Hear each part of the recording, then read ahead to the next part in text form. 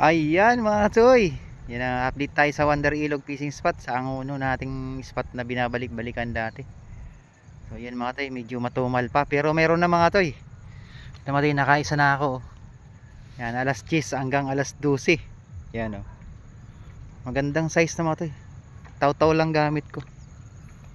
So yun, ayos na to. Yan o, nalulusong na mga toy, pwede na.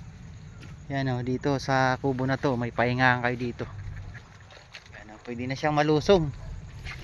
Kaso mababasa pa rin yung ano nyo, mga paa. May tubig pa rin o. Yan, may tubig pa rin. O yan po, pwede na pagtyagaan mga toy kung maglilibang-libang kayo dito. Ayos na. Meron ng mauulam kahit pa paano. So, siguro kung pahapon siguro meron pa siguro dito.